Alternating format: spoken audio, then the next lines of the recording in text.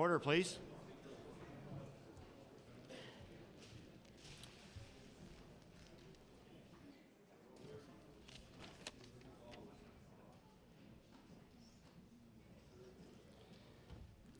Today we have a very special group of veterans who the House has accorded the high honor of inviting to sit on the floor of the House of Assembly.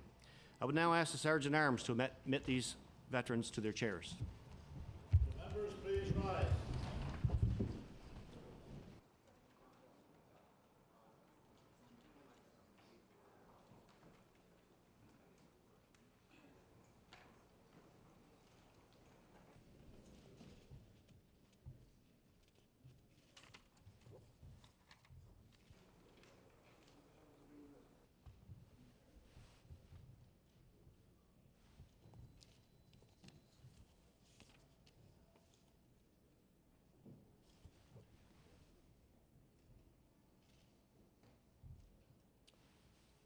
Thank you. Please be seated.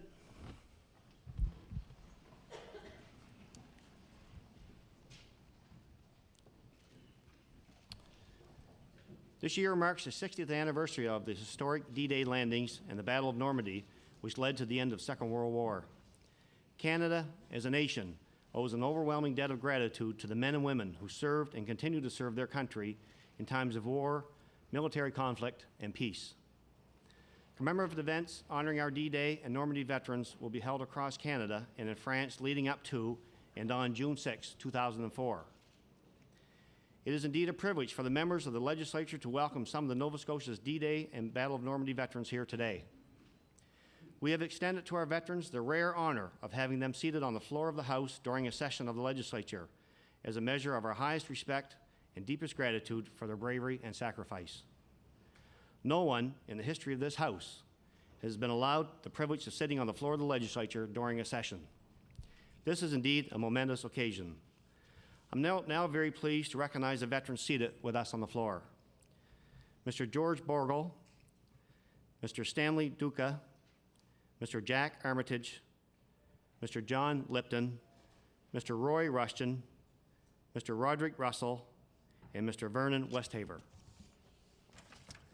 We are also very pleased to be part of the June 6 D-Day Veterans Parade and the ceremony at the Halifax Forum.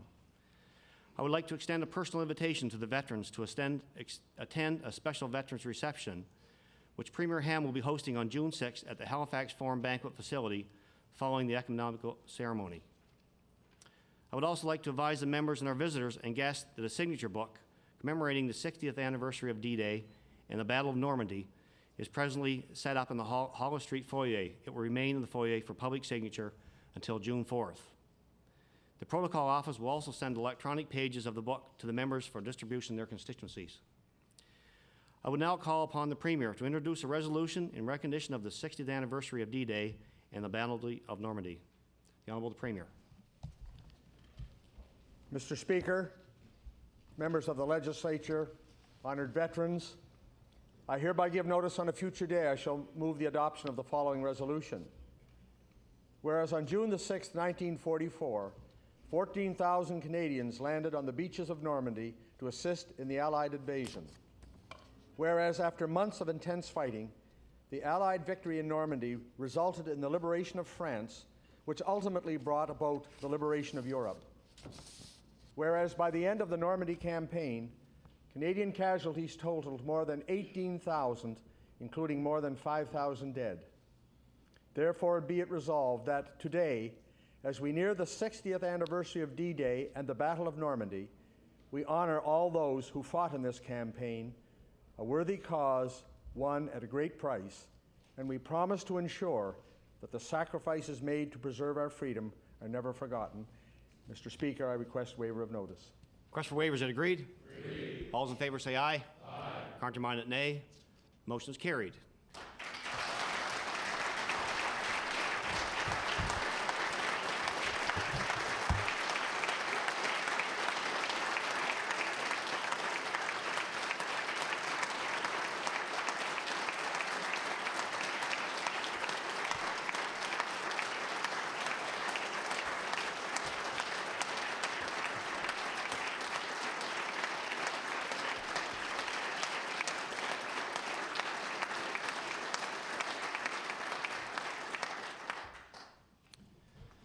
Thank you. And now I'll call upon the Honourable Leader of the Official Opposition for remarks. Well, thank you very much, Mr. Speaker. And I'd like to welcome the honoured guests who have joined us on the floor of the House today for this very important commemoration. And of course, welcome to all of those who have joined us in the gallery. At 6 a.m. on June 6, 1944, Canadian, British, and American forces stormed the Normandy coast. Nova Scotia soldiers were in the middle of the D-Day invasion at Juno Beach.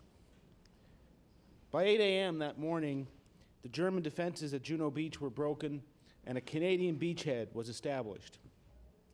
From Juno, Canadians advanced painfully to the city of Caen.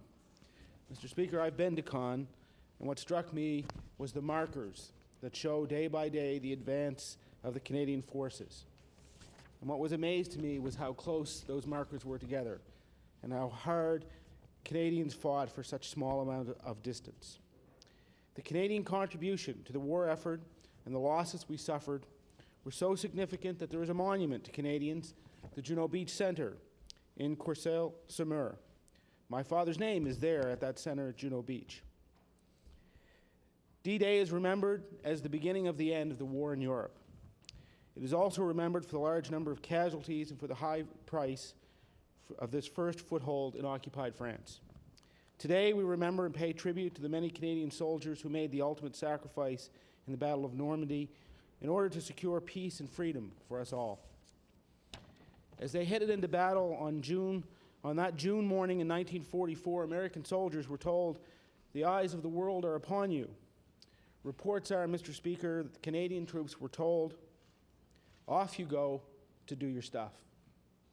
Mr. Speaker, they did, and a grateful nation thanks them. May they never be forgotten.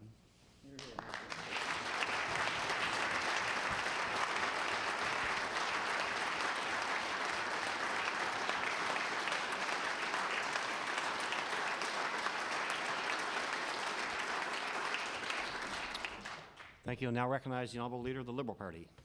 Thank you, Mr. Speaker. Honoured veterans, special guests joining us this afternoon. It's hard to believe that almost 60 years has passed since these veterans were landing on a beach under fire or behind enemy lines to meet a fate they feared to imagine but knew would be dangerous. How very young they were and how magnificently they performed. These veterans are the elder statesmen of our nation, and my colleagues and I are honored to stand among them in this legislature today.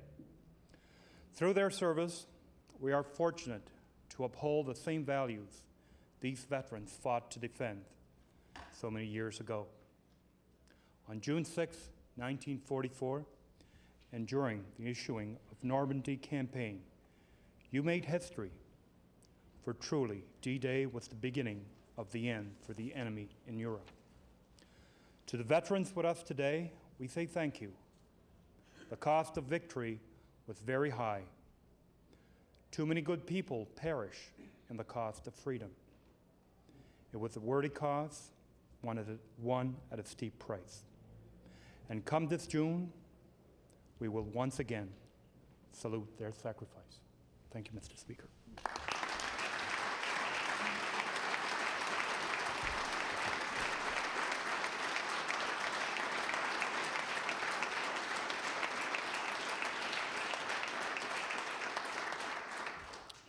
Thank you. The Honourable Premier. Thank you, Mr. Speaker. Through you, may I request that the members of the House rise for 2 minutes of silence in memory of those who did not return from battle. I'd ask all members to rise for 2 minutes of silence, please.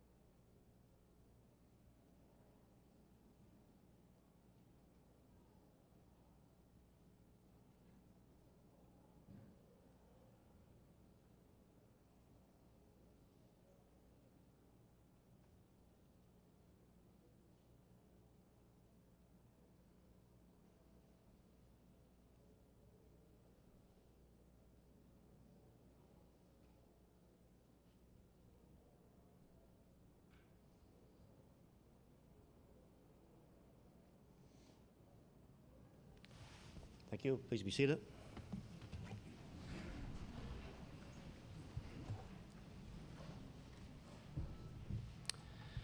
On behalf of all the members, I'd like to thank the veterans and their guests for attending this session this afternoon. I'm sure something we'll always remember for many years. The House will resume its session following the departure of our veterans. Sergeant at Arms. Members, please rise.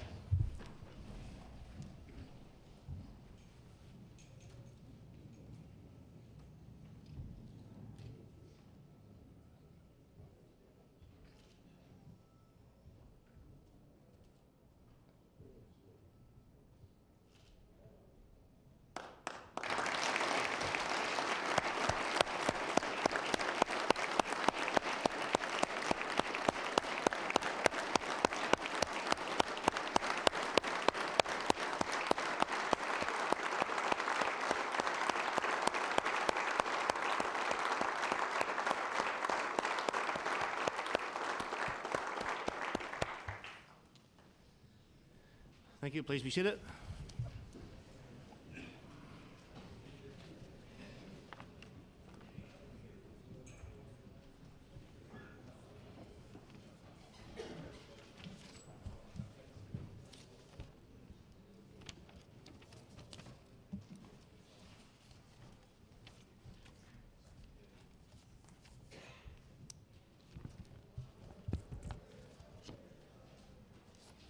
Order, please. Before we begin the daily routine, the subject for this evening's light debate was submitted by the honourable member for Waverly Fall River Beaverbank.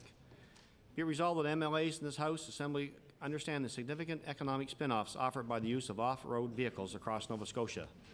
Be debated this evening at 6 p.m.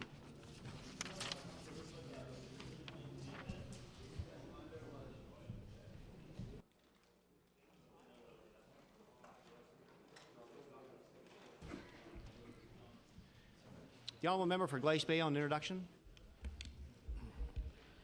Thank you, Mr. Speaker. It's a great pleasure to welcome in our West Gallery today a couple of visitors who I'm sure really need no introduction. But with us today is Dr. Jim Perkin, a longtime resident of Wolfville, former president and vice chancellor of Acadia University, and also a former chair of the District Health Authority in that region. And with Dr. Perkin today is a world-renowned artist who, in addition to his well-known body of work, and as I'm sure all in this house and gallery today are aware, served in the Canadian Army in World War II as a war artist. He's also a recipient of the Order of Nova Scotia and served as Chancellor of Acadia University, Dr. Alex Colville. I've asked both gentlemen to rise, please, and the members give them a warm welcome today.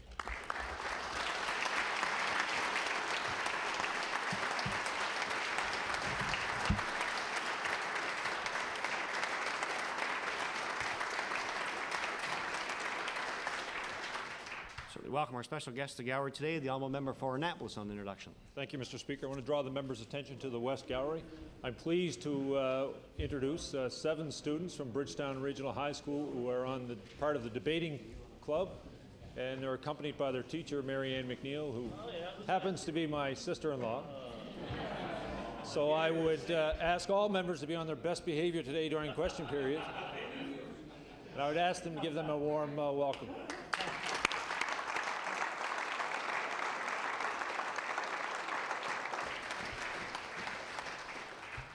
Thank you. Welcome our guest to the gallery today, the honourable member for Dartmouth North on introduction. Thank you, Mr. Speaker, and I want to thank the members for allowing me the opportunity to have this introduction. There's an honourable member from, I shouldn't say, Mr. Speaker, an honourable member, but there is certainly a member from the Dartmouth East constituency within the West Gallery today.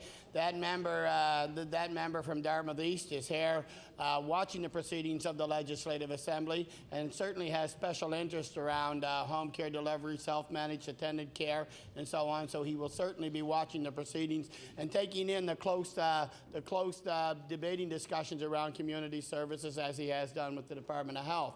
His name is Mr. Robert Venus, and I would hope that we would give him the warm welcome of this House. Thank you.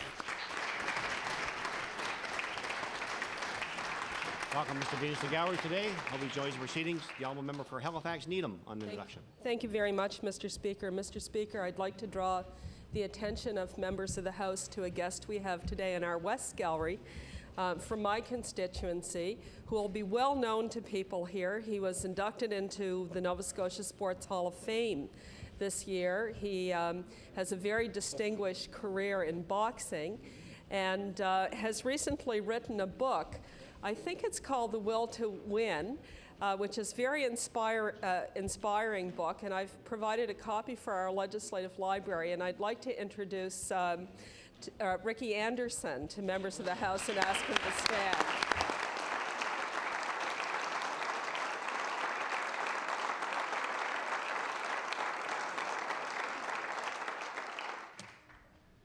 Thank you. And any further introductions? Honourable Member for Halifax Clayton Park.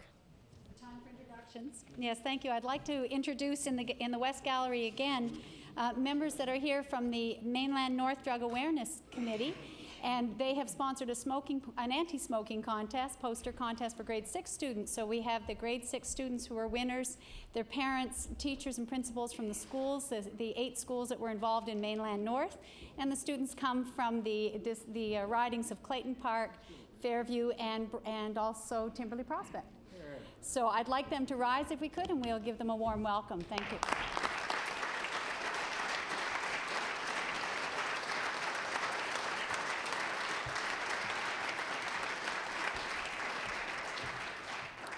Thank you. We do welcome our guests to the gallery today. I think they watched something symbolic here that happened on the floor of the House, that they'll be with them for many years, hopefully. Thank you. Any further introductions? Presenting reading petitions. The Honourable Member for Kings West. I beg leave to enter a petition in support of a full interchange at the Ben Jackson Road and the old number 1 highway connector. This is a new petition, 600 names, with the Mayor of Hansport, the Warden of Kings County have signed in support of this petition. And I affix my name as well to the petition. Petition is tabled.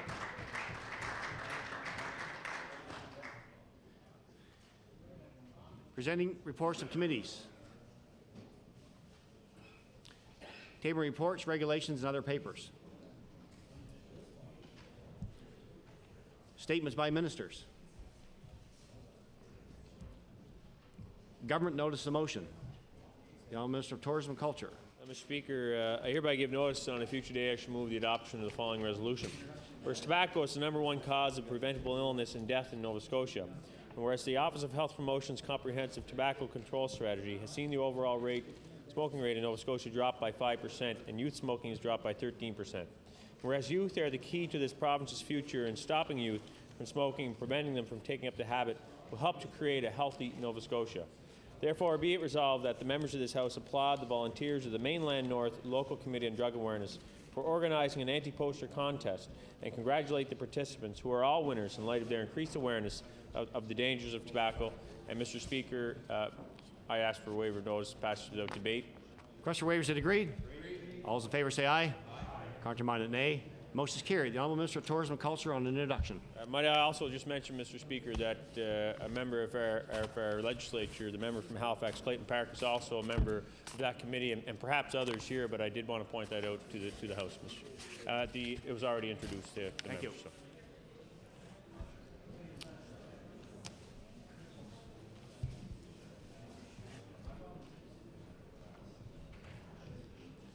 Introduction of bills.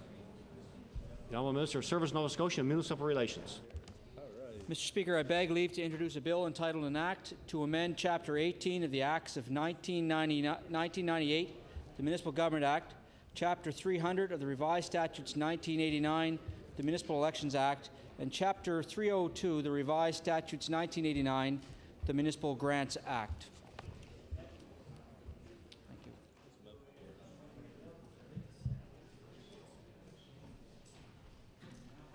The Honourable Minister of Service, Nova Scotia and Municipal Relations beg leave to introduce a bill entitled An Act to amend Chapter 18 of the Acts of 1998, the Municipal Government Act, Chapter 300 of the Revised Statutes 1989, the Municipal Elections Act, and Chapter 302 of the Revised Statutes 1989, the Municipal Grants Act.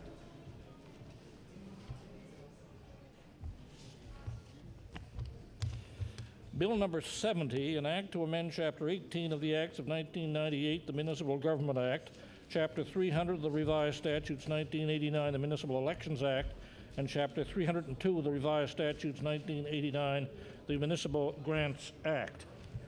Order this bill be read a second time to future date.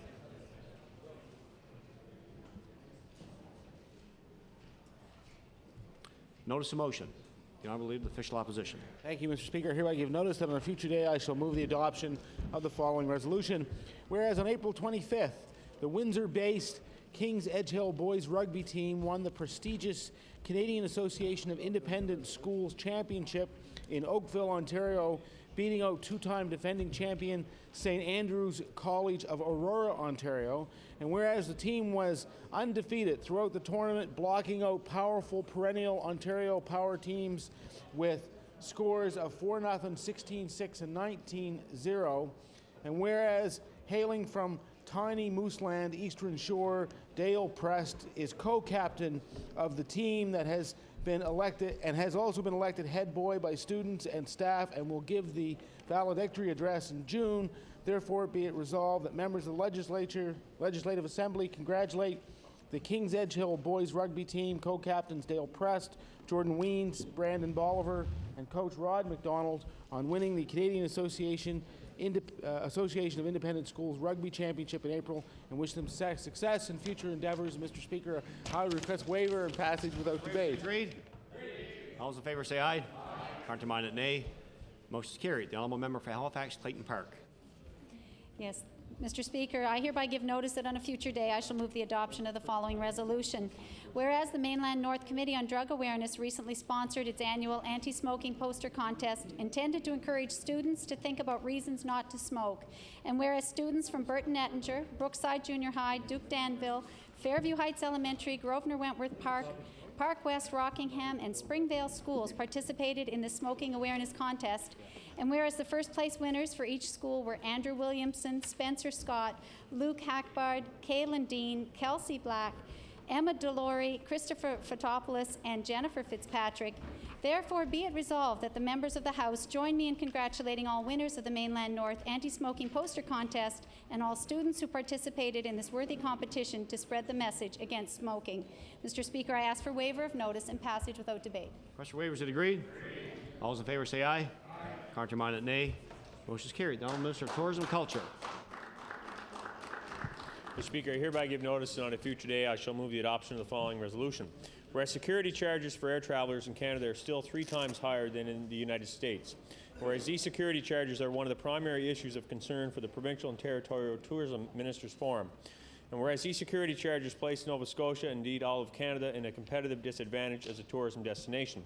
Therefore, be it resolved that all members of this House call on the Federal Minister of Transport to eliminate the air traveler security charge. And Mr. Speaker, I request waiver of notice and passage without debate. Question for waiver, is it agreed? Agreed. All those in favor say aye. Counterminded nay. Motion is carried. The Honourable Member for Dartmouth East. Thank you, Mr. Speaker. Mr. Speaker, I hereby give notice that on a future day I shall move the adoption of the following resolution. Whereas the process used in Nova Scotia for home care assessment is unfair and it degrades and humiliates people requiring home care. And whereas the process treats home care applicants as though they are not capable of discussing their own home care needs, and whereas in fact the test allows little input from potential clients as to what supports would be most meaningful to them, therefore be it resolved that this government discontinue the way they currently do home care assessments and instead carry out assessments in a way that respects the human dignity of our home care clients in Nova Scotia. Mr. Speaker, I request waiver and passage without debate. Here. Question for waiver, here are several noes. Notice is tabled. The Honourable Member for Preston. Thank you, Mr. Speaker. Mr. Speaker, I hereby give notice on a future day I shall move the adoption of the following resolution. Whereas on May 29, 2004, the 117 Preston Westfall Royal Canadian Army Cadets will hold their 8th annual ceremonial review. And whereas the 117 Preston Westfall Royal Canadian Army Cadets have a rich heritage as members continue the proud history as Princess Louise Fusiliers with the Canadian Army. And whereas the Cadet Corps provides excellent training for young men and women all over Canada. Therefore, it be resolved that all members of this House congratulate Captain Mark Johnson, Commanding Officer, and all the officers and members of the 117 Preston Westfall Royal Canadian Army Cadets for their dedicated work to the cadet movement in our area. And I'd ask for waiver. Waiver is agreed. Agreed. All those in favor say aye. Aye. Contraminded, nay. Motion is carried. The honourable member for Guysborough, Sheet Harbour. Thank you, Mr. Speaker. Mr. Speaker, hereby give notice that on a future day I shall move the adoption of the following resolution. Whereas economists with the country's third largest bank said in a report last month that Canada's least wealthy provinces, including Nova Scotia, were indeed hit hard by an unexpected drop in federal transfers.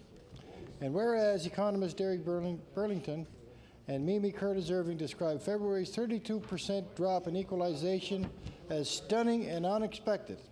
And whereas these independent opinions echo what the Premier and the Minister of Finance have been saying for months, therefore be it resolved that all members of this House agree with TD Bank economists that Nova Scotia was blindsided by an unanticipated $140 million cut in federal transfers, and I ask for waiver.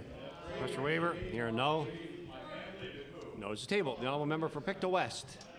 Thank you, Mr. Speaker. I hereby give notice that on a future day I shall move the adoption of the following resolution.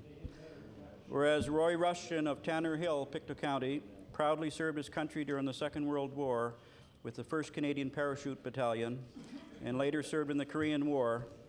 And whereas since 1991, Mr. Rushton has been president of the Canadian branch of the Normandy Veterans Association and played an active role in the Canadian Minsk commemorative coin launch at Pier 21 in March of this year. And whereas Mr. Rushton recently spearheaded fundraising for the Last Post Fund so that veterans in unmarked graves could have a headstone. Therefore, it be resolved that the members of this legislature thank Roy Rushton for his long and dedicated service to his country and wish him continued good health and happiness. And Mr. Speaker, I request waiver and passage without debate. Request for waiver is agreed. All those in favour say aye. Contraminded, nay. Motion is carried. The honourable leader of the Liberal Party. Thank you, Mr. Speaker. Monsieur le Président, par la présente, j'avise que je proposerai à une date ultérieure l'adoption de la résolution suivante.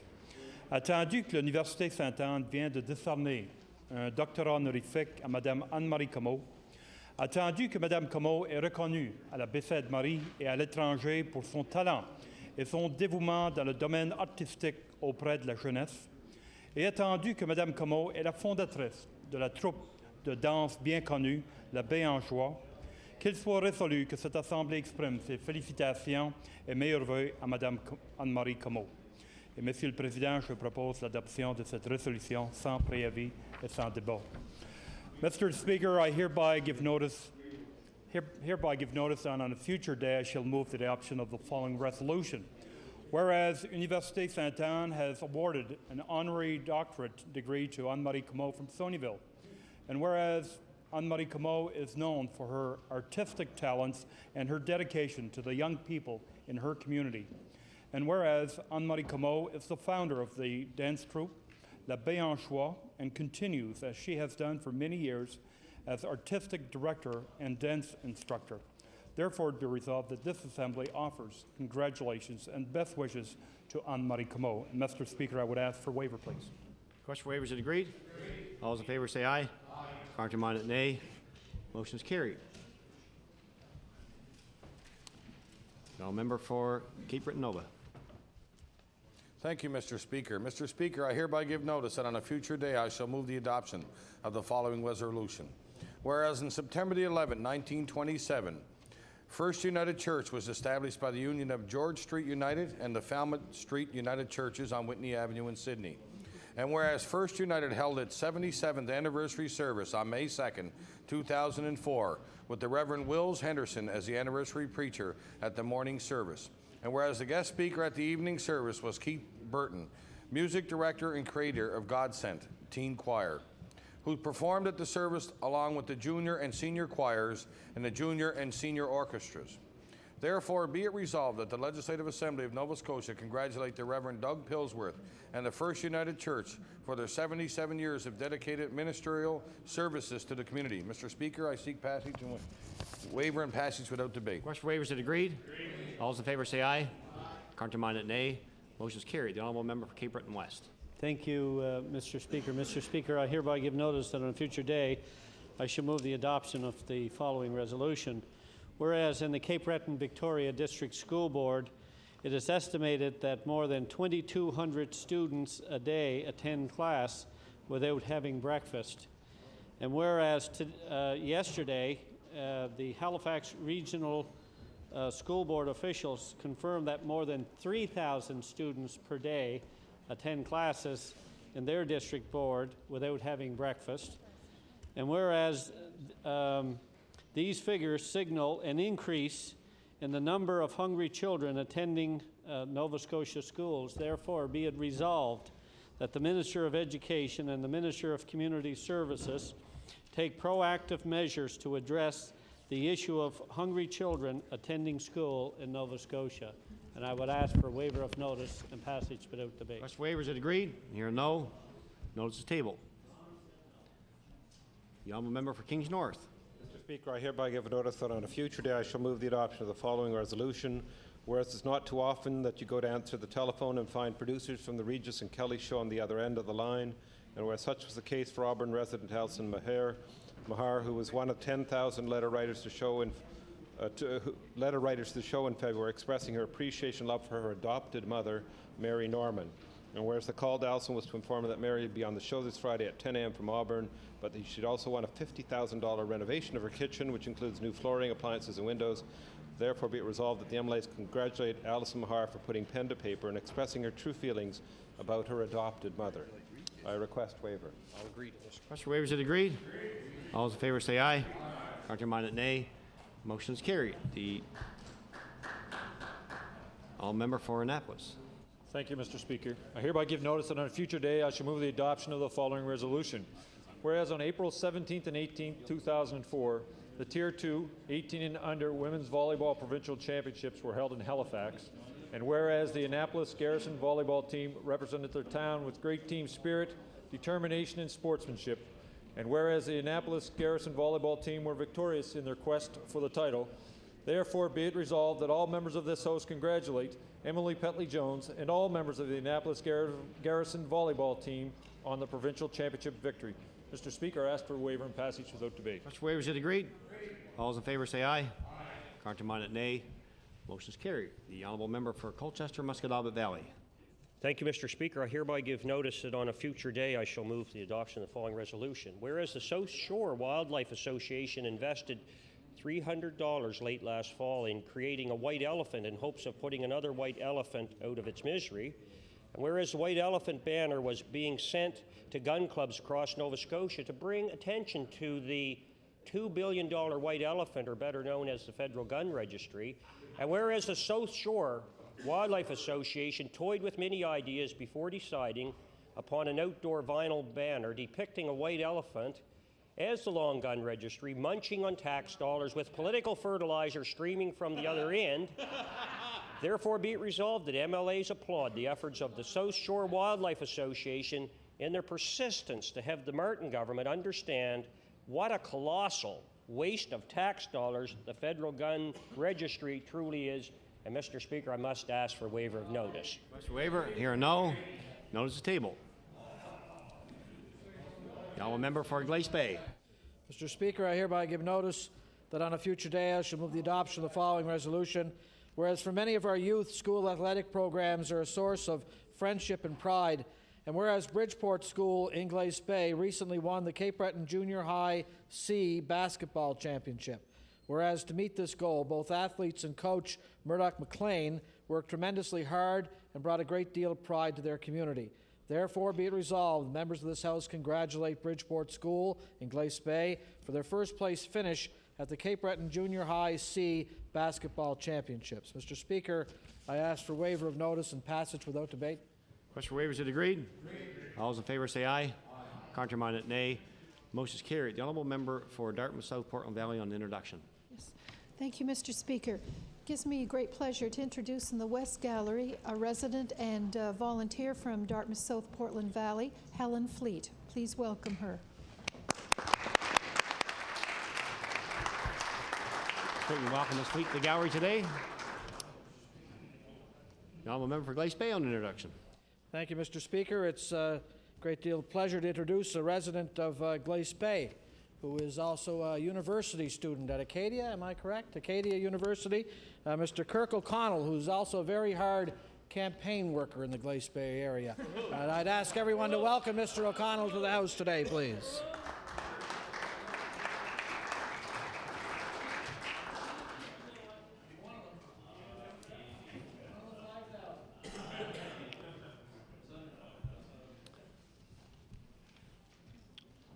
Orders of the day or questions put by members. Question period begin at 2:46 and then at 3:46. The honourable member for Hants East. Sorry. Well, there's no one standing on resolutions. They can only wait so long.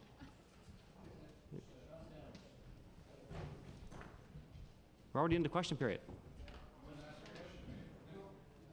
No one stood. I called for reading more resolutions. No one stood. Well, I'm sorry. 2:46, and it will end at 4:16. The honourable member for Hants East. Thank you, Mr. Speaker. Mr. Speaker, woodlot owners in the Spruce Longhorn Beetle Quarantine Zone are wondering how they're going to salvage their wood after their area was first hit by the beetle and then by Hurricane Juan. Woodlot owners in this area need a designated mill to handle their wood. The deadline for moving the unprocessed quarantine wood outside the zone is now passed, so this mill must be in the zone, so I'm told. So I'm aware that work has been ongoing for months to designate a mill, but these efforts don't appear to be getting anywhere. So my question to the Minister of Natural Resources, why is it taking so long to designate a mill in the quarantine zone? The Honourable Minister of Natural Resources. Thank you, Mr. Speaker, and I thank the honourable member for the question.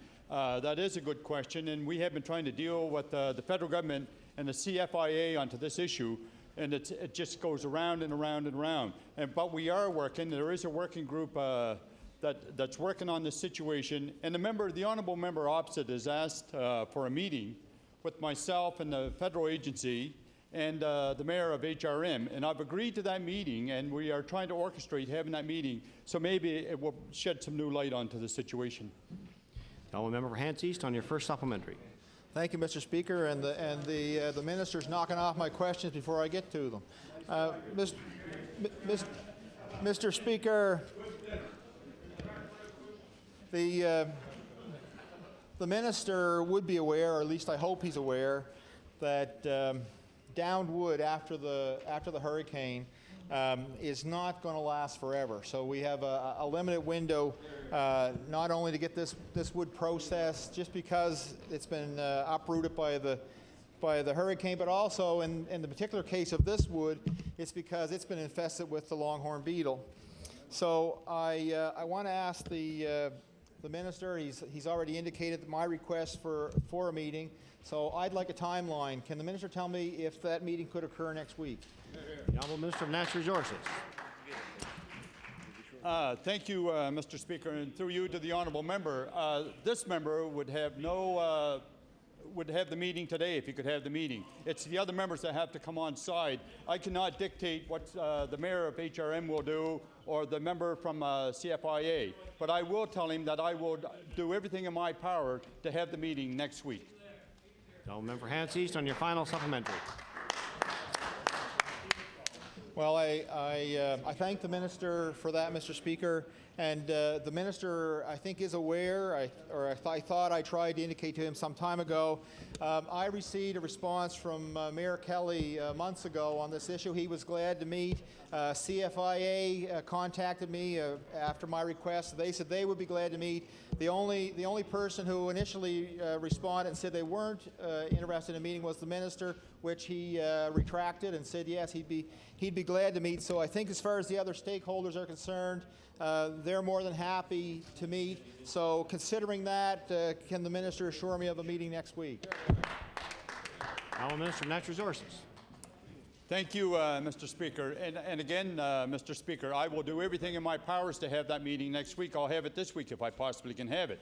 But I will take the lead on to having the meeting, and we'll have it at my office. Thank you, Mr. Speaker. The honourable member for Halifax Citadel. Thank you, Mr. Speaker. From time to time, questions come from the cheap seats. Oh, yeah. It's a great view. You got it. Mr. Speaker, my question is for the Premier. Yesterday, the Minister of Health made an announcement in a scrum, as I understand it, that the provincial government would study the relationship between VLT gambling and suicides.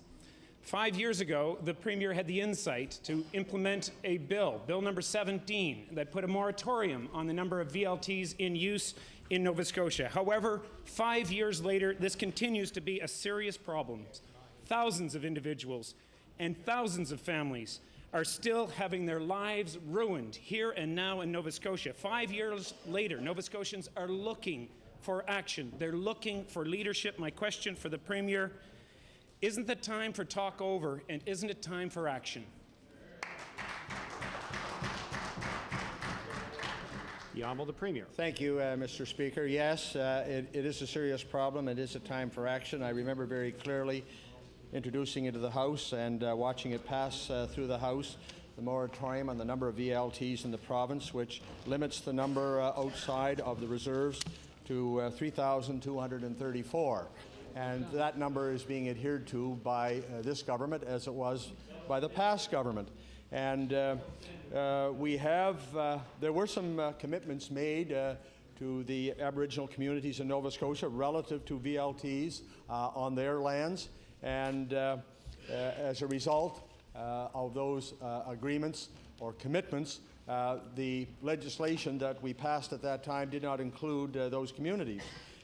The talks are ongoing with those communities relative to VLTs on their lands and the roles that those VLTs play in their revenue stream. The Honourable Member for Halifax Citadel on your first supplementary. Thank you, Mr. Speaker. Mr. Speaker, my question about VLTs relates to VLTs more generally and not just on reserves. The comments yesterday from the Minister of Health clearly stated that this would be a matter to be studied, and it would be a study on the relationship between suicide and VLT use. Well, the second part of Bill number 17 that the Premier introduced 5 years ago contained a requirement that this issue actually be studied.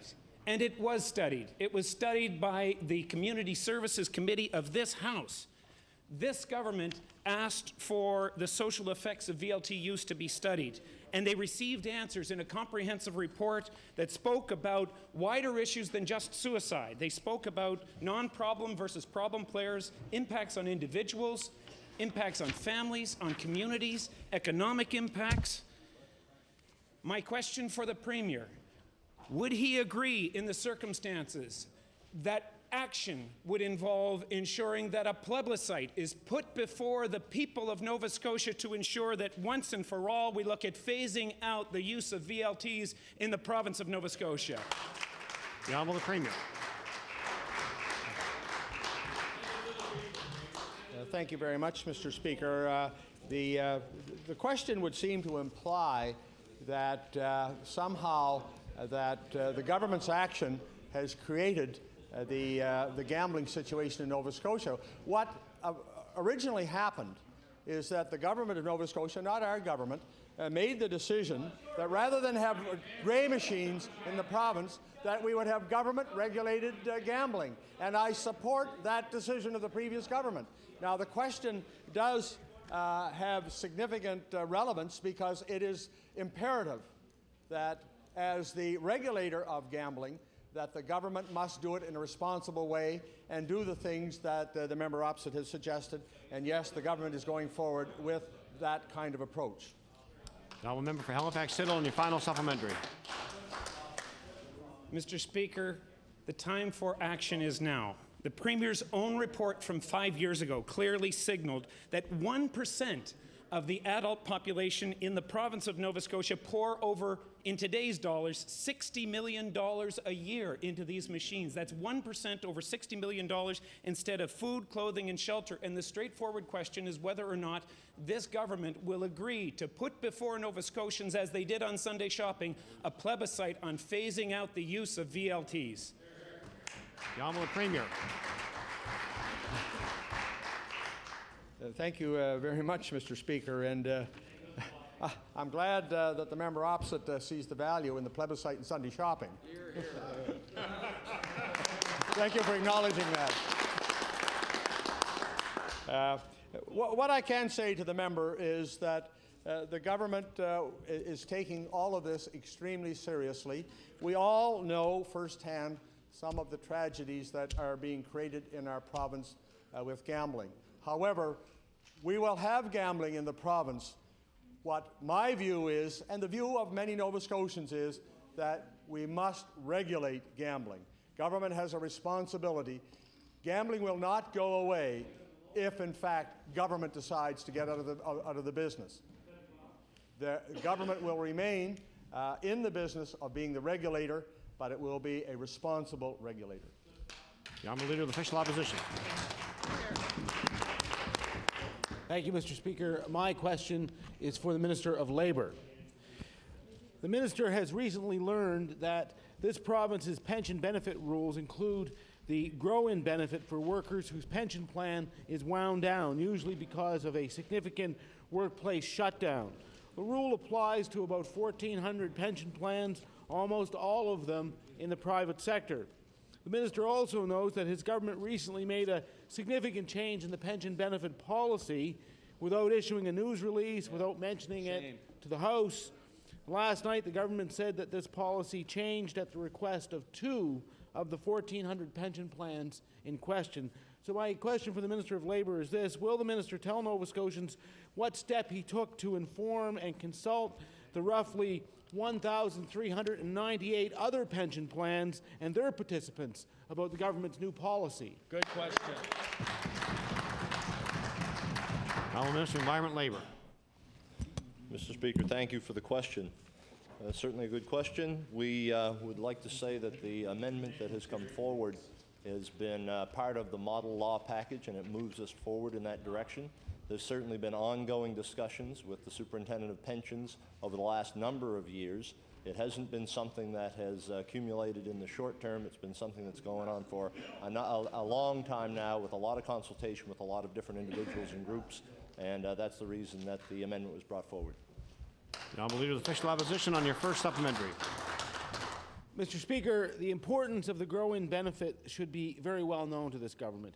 2 of the biggest corporations in Canada unsuccessfully attempted to keep that retirement benefit for themselves, although our law provides for workers whose jobs are wiped out.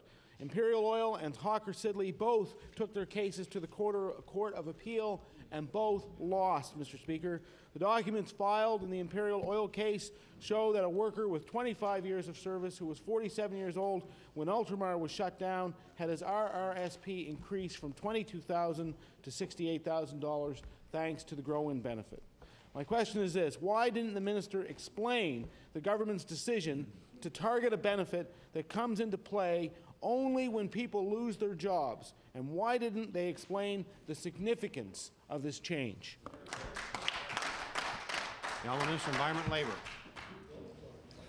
Mr. Speaker, as I said previously, there's been a number of individuals and groups who have commented and requested this change. They've requested this through a number of different ministers in Environment and Labour, and there have been ongoing discussions with the Superintendent of Pensions. And in the construction industry, Mr. Speaker, it was 2003 that this top-up was removed, and consultation was done at that point in time with the construction industry, and it was agreed to that should take place. This is a follow-up as we move forwards. The Honourable Leader of the Official Opposition on your final supplementary. Mr. Speaker, right now, every private pension plan in Nova Scotia has the funds on hand to meet the actuarial liability created by the grow-in benefit. That has been true, Mr. Speaker, for decades. In any particular pension plan, if any particular pension plan feels that they need the relief due to its specific circumstances, it can plead for special treatment from the trustees, from the superintendent, from the minister, as the cases he just mentioned, Mr. Speaker. The issue here is the rules that determine the kind of retirement a person can enjoy when they are laid off after years of faithful service. My question is this: why won't the minister assure Nova Scotians that he will not introduce or proceed with significant pension benefit changes unless he has first given clear and early notice of those proposed changes? Honourable Minister of Environment and Labour.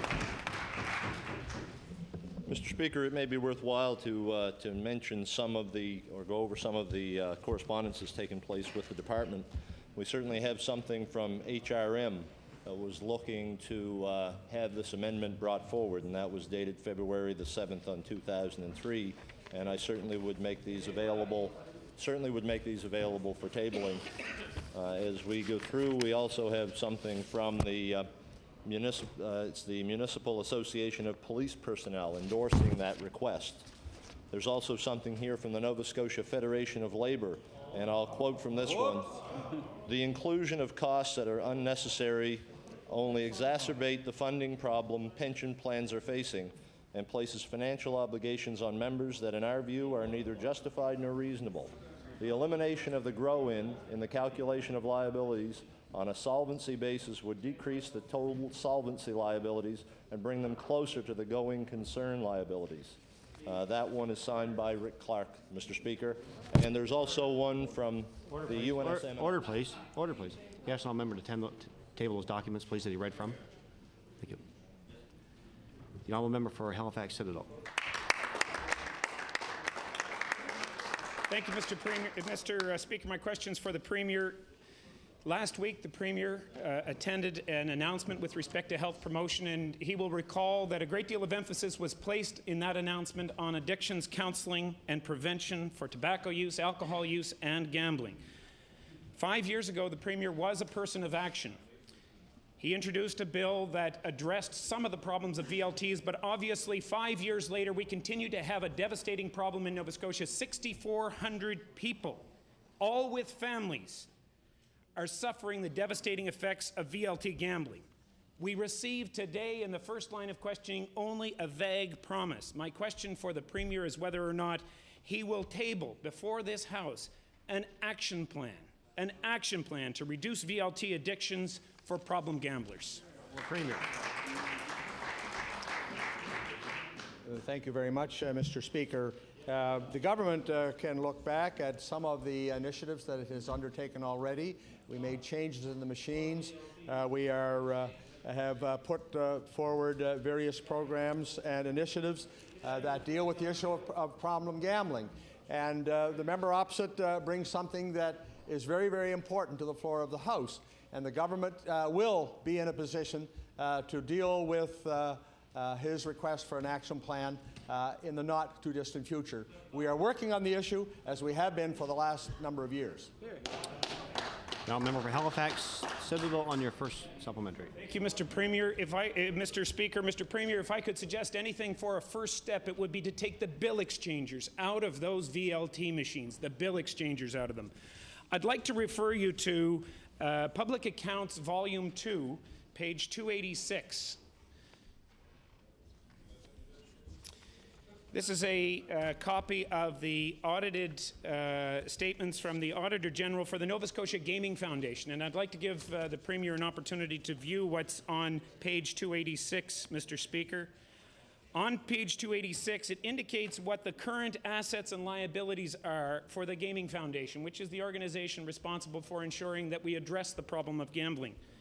In that, it is recognized that there is cash of $4.5 million sitting with this organization, a fund balance of $3.8 million that is not being used for associations like the Cape Breton Wellness Centre that deals with issues like addictions and various other related issues. My question to the Premier is whether or not he will agree to direct the Gaming Foundation to begin to use the excess cash that they have toward gambling addictions. The Honourable Premier. Thank you, Mr. Speaker. And the question deals directly with the activities of the Gaming Foundation and the budget and monies within that foundation, and I refer the question to the Minister responsible. The Honourable Minister of Health Promotions, responsible for the Gaming Corporation. Thank you very much, Mr. Speaker. And I'd like to thank the member for bringing that question forward, Mr. Speaker. Currently, at this time, the Office of Health Promotion and the Gaming Foundation are in the process of signing an MOU. I certainly do have the same concerns with respect to that amount of money sitting there and not being used as much as it should be for a variety of initiatives. So we are working on the MOU, and we expect to have that signed within the next few weeks. The Honourable Member for Halifax Citadel on your final supplementary. Thank you, Mr. Speaker. My final question is for the Minister responsible for the Office of Health Promotion. In the estimates debates last week, I received an undertaking from the Minister of Health with respect to health promotion, and in particular the Cape Breton Wellness Centre, which I referenced in my second question. The Minister of Health agreed to enter into discussions with the Minister responsible for the Office of Health Promotion and the local district health authority to examine whether or not the $150,000 of funding that was cut 2 years ago to the Cape Breton Wellness Centre could in fact be restored. I'm asking whether or not the minister responsible for the Office of Health Promotion is prepared to live up to his part of that undertaking. Now, Minister of Health Promotion. Yes, Mr. Speaker. The Honourable Leader of the Official Opposition. Thank you, Mr. Speaker. My question is for the Premier. Many Canadians have been angered by the comments of Federal Health Minister Pierre Pettigrew last week, endorsing the further privatization of our healthcare system. In this province, the government has allowed the opening of a private MRI clinic and of other private healthcare services like mobile care, whose flyer is now circulating, and I'll table that for the members of the House.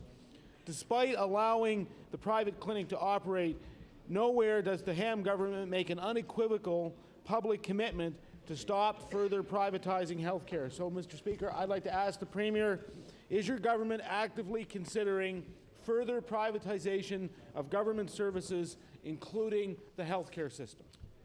The Honourable the Premier. I refer that to the Minister of Health. The Honourable Minister of Health. Thank you, Mr. Speaker. Mr. Speaker, we do not have at this time any specific plans with respect to further, to use the words of the honourable member, privatization of health care, other than to try and get more private practitioners to come to this province and practice medicine. Thank you, Mr. Speaker. Honourable Leader of the Official Opposition on your first supplementary. Thank you, Mr. Speaker. On October 28, 2003, the government held what they called an alternative service delivery workshop at the World Trade and Convention Center. Notes from that meeting obtained through the Freedom of Information reveal that staff from across government are considering how far to go in privatizing government services. Let me read you a rather disturbing quote. We should be identifying and sticking to the core business of government, i.e., if we can find one of our particular services or sets of expertise in the Yellow Pages, should we be doing it? I want to table, Mr. Speaker, an ad from the Yellow Pages for the Canadian Diagnostic Services, the private MRI in Halifax. My question is this: will the Premier tell this House why he is allowing staff to meet and plan how to privatize needed government services? The Honourable the Premier. Thank you, Mr. Speaker. What government encourages is for staff to have meetings to make the health care delivery system in Nova Scotia better. I see nothing wrong with having those kinds of meetings. And the member opposite did bring up the issue of MRIs, and the government has been very proactive. As you know, we have put new MRIs since we became government here in the city. We have put a new MRI up at the Cape Breton Regional Municipality, and we are monitoring the effect of these new services on the wait times for MRIs. And if circumstances dictate, we will increase the capacity in the province to do MRIs. The Honourable Leader of the Official Opposition on your final supplementary. Mr. Speaker, I don't think the Premier knows what his staff is up to. I'd like to read you another quote from this. It says, "Avoid negative stigma associated with alternative service delivery terminology." It says, perhaps it could be changed to citizen-centered service delivery or something like that. Mr. Speaker, they even go so far as to give advice about dealing with their own departments. They say, be cautious when going back to our respective departments and talking about alternative service delivery so as not to raise the alarm. Mr. Speaker, I think Nova Scotia deserves straight answers on this. Will the Premier explain to the House how far his government is prepared to go in privatizing government services and why they're keeping it hidden? The Honourable the Premier. Thank you very much, Mr. Speaker. I can assure the member opposite that he need not be concerned what the very valuable public sector people are saying as they try and produce good advice for government. What the member opposite has to be concerned about is what this government does, and I can assure the member opposite that the government is doing a good job.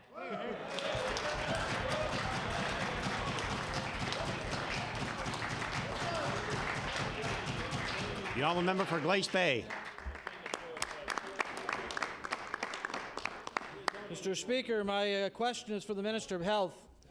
Mr. Speaker, almost 3.5 years ago, this government was approached by a volunteer-based organization called the VON King's Hospice Foundation. Now, this community-driven organization came to government with a plan based on a 300-page needs assessment, a plan to build, to furnish, to equip a 10-bed freestanding hospice and then turn it over to the province on condition that operating costs would largely be met with public funds. Mr. Speaker, government asked this group for more information. They asked for a report on the administrative structure. It was provided. They asked for a report on the financial structure. It was provided. In total, 4 different reports were completed by this community-based organization. My question to the minister is, why hasn't this government recognized the hard work and commitment of the VON King's Hospice Foundation by committing to fund the operation of a hospice in the Valley? The Honourable Minister of Health. Well, thank you, Mr. Speaker, and I thank the honourable member for the question.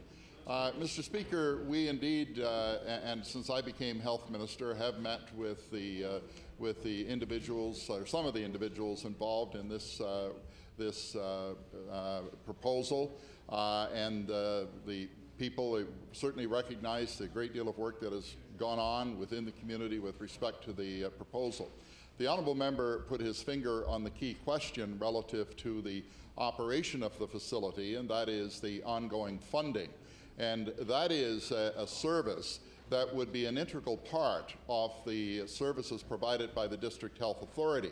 And we therefore have asked that the District Health Authority consider this within their total spectrum of services as to whether or not it is something that fits with their long-term planning relative to services and something that they would be prepared to include within their budget or their business plan for the operation of the DHA. Now, Member for Glace Bay, in your first supplementary. Mr. Speaker, with all due respect to the minister and the guests in our gallery today, that response is simply not good enough. At any one time, there are 10 to 12 terminally ill patients at Valley Regional occupying hospital beds that would receive more appropriate care in a hospice. And if this government was serious about addressing issues such as wait times in hospitals, this project would make sense and would have been adopted by the government. While the Valley DHA supports this hospice 100%, the reality is they don't have the resources to manage acute care, let alone hospice care, and furthermore, the continuum of care is the responsibility of that government. Given that it's going to receive $45 million in a health reform fund from the federal government this year and some $400 million between 2005 and 2007, then my question for the minister is, will the minister please use some of the health reform fund to support a hospice in the Valley? Now, Minister of Health. Mr. Speaker, if the generosity of the federal government to which the honourable member infers comes to a reality, then certainly we would be in a much better capacity to provide for the needs of the district health authorities in this province. And if that project should be part of the Valley's District Health Authority's business plan, we would certainly want to look upon it very favorably relative to their total business plan and see that it fits with the needs of the District Health Authority. Thank you, Mr. Speaker. Now, Member of Glace Bay, in your final supplementary. Mr. Speaker, let me make another plea. This minister has access to money and the plans to implement this project thanks to the VON King's Hospice Foundation. The minister has all of the key ingredients to pilot the hospice as a new way to deliver palliative care programs in Atlantic Canada and reduce the burden on the acute care sector in the Valley. Mr. Speaker, this is a chance for that minister to be a leader and not a follower.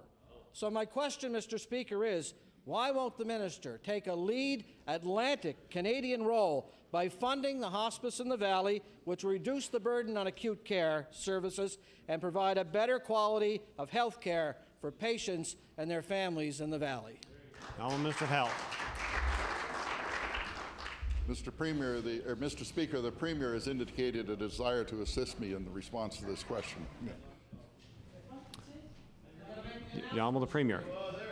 Thank you, Mr. Speaker. I can assure you the Minister of Health does not need my assistance. But, you know, the member brings a very interesting approach to how we're doing healthcare delivery. And the member opposite knows we have a good plan called Your Health Matters. The member also knows, as all Nova Scotians know, as all Canadians are beginning to know, that we have only been receiving 16% of healthcare funding from the federal government. And we have been asking for the Roman O formula to be put in place. I'm very, very familiar with that hospice initiative. I think it's a good one, but we are waiting for the federal government to respond with Roman O funding so that we can go forward with some of the innovative ideas that are very much a part of Your Health Matters. Honourable Leader of the Official Opposition. Thank you, Mr. Speaker. Mr. Speaker, residents at 20 Circassian Drive have been fighting to get an elevator installed in their seniors' housing building, so far without success. I want to table a story from the Daily News which outlines the plight of Ruth Owen, who lives on the second floor and uses a walker to get around. In order to take out her garbage, Mr. Speaker, she must roll a cart down the stairs of the apartment building. So my question for the Minister of Community Services is, when is your department going to address the ongoing threat to resident safety and install an elevator at 20 Circassian Drive? The Honourable Minister of Community Services. Mr. Speaker, this is a question that has been brought up many times before in the House, and the important point here is, Mr. Speaker, is that when seniors apply to come into public housing, we attempt to match them up with facilities that are appropriate to them. Unfortunately, with the passage of time, sometimes their ability to use the stairs diminishes, and at that time we try to move them to ground floor apartments or to buildings that have elevators. 85% of the seniors facilities in this province, Mr. Speaker, are accessible. Thank you.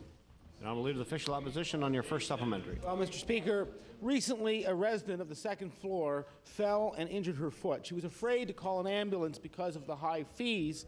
4 elderly residents and the woman's daughter had to slide her down the stairs in order to get her out of the building to get medical help. Even if an ambulance had been called, they can't always get a stretcher up the stairs anyway, and they have to take the residents down in a chair, and this has happened, Mr. Speaker, on previous occasions.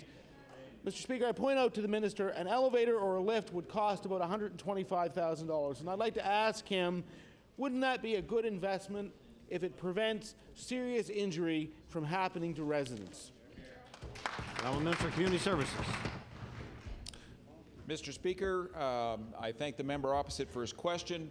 It allows me to point out that we are making strategic investments in the province, and as the member opposite would be aware, a matter that was brought up by the former member for Halifax Atlantic and followed up by the current member was in fact to have an elevator installed at the Captain William Spry Center, and in fact in this case it was done. But Mr. Speaker, we have to set our priorities, and we do it based on the demand for accessible seniors complexes in the various parts of the province. The Honourable Leader of the Official Opposition on your final supplementary. Mr. Speaker, I've been raising this matter in this House since 1998. In 2001, this province participated in a federal, provincial, territorial fall prevention strategy which cited falls among the elderly as a significant cost to the healthcare system. One of the key concerns related to seniors' physical environments is dangerous stairs, Mr. Speaker. So I want to ask the Minister of Health, given his department's concern over preventing falls among the elderly, when will he meet with his counterpart to address this serious hazard to residents of 2-story seniors' buildings? Is that for the Honourable Minister of Health, was it? Sorry, to the Minister of Health, actually. Yeah, the Honourable Minister of Health. Seniors. What's that? Oh, yeah. I'm sorry, Mr. Speaker. I apologize. The first questions were directed to the Minister of Community Services, and I was preoccupied. Official Opposition, repeat the question. Just the last part, please, only. Sure, Mr. Speaker. I know it's difficult for the Minister to keep track of everything that's going on in the House. Given his department's concern over preventing falls among the elderly, when will he meet with his counterpart in Community Services to address this serious hazard to residents of 2-story seniors' buildings? The Honourable Minister of Health. Thank you very much, Mr. Speaker. And the Senior Citizen Secretariat indeed is leading an initiative with respect to prevention of falls. And that initiative does involve all of the relevant departments, and certainly the Department of Housing with respect to community services would be involved in that, as would the Office of Health Promotion. The honourable member for Annapolis. Thank you, Mr. Speaker. My question is for the Minister of Health. Last session, I questioned the Minister on why he has not yet implemented the self-managed care program that his government promised in 1999. Last evening, I brought to the floor of this House the story of a constituent of mine named Rick Laird for the second time, who would benefit from a self-managed care program, especially since his home care has been cut off.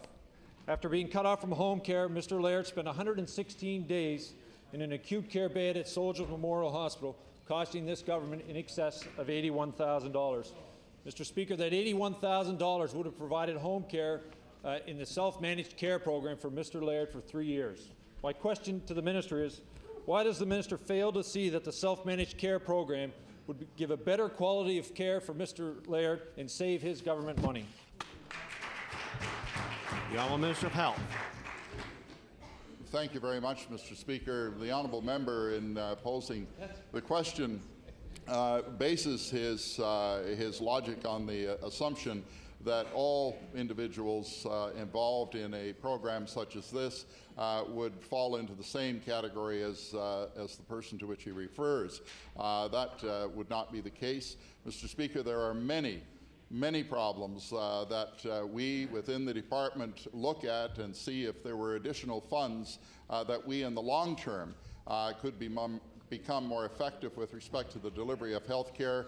We're not in a position to be able to find the funding for all of those programs, Mr. Speaker, and we need to prioritize and place emphasis on delivery of services that are in effect. Now, member for Annapolis, on your first supplementary. Not everyone would fall into that program, Mr. Speaker, but a good number of people with disabilities would. The self-managed attendant care program would be a program that would save this government money, while at the same time improving the quality of life for people with disabilities. If the Minister doesn't believe in the program, then say so. My question is, why are you not implementing a self-managed care program? The Honourable Minister of Health. Mr. Speaker, there are many programs, many proposals that come before us that we indeed believe in and would like to implement. Mr. Speaker, we do not have the resources to do everything that we are asked to do, nor do we have the resources to do everything that we would like to do, Mr. Speaker, and that's a reality. And if the honourable member wants to influence his federal cousins to get busy with the Romanov report recommendations, then we can move much more quickly, Mr. Speaker. The member for Annapolis, on your final supplementary. Mr. Speaker, my final question is for the Premier. In 1999, this program was a good idea when you were looking for votes. Today, you are spending some $600 million more on health care. The self-managed attendant care program would be a program that would save your government money, improve the quality of care for individuals with disabilities, and honor the commitment you made to Nova Scotians in 1999. My question is, why are you not implementing a self-managed care program? The Honourable Premier. Thank you, Mr. Speaker. I believe the Minister of Health just answered the question. I'll give him an opportunity to answer it again. Minister of Health. Thank you very much, Mr. Speaker. And as I indicated in answer to the previous supplementary, there are many programs that we would like to be in a position to fund. And I can say, Mr. Speaker, that the honourable member opposite does have an opportunity to influence his federal cousins. The Romanov report, if fully implemented, would provide many opportunities for this Department of Health to implement programs that would benefit many more Nova Scotians than we are currently able to do. The honourable member for Pictou West.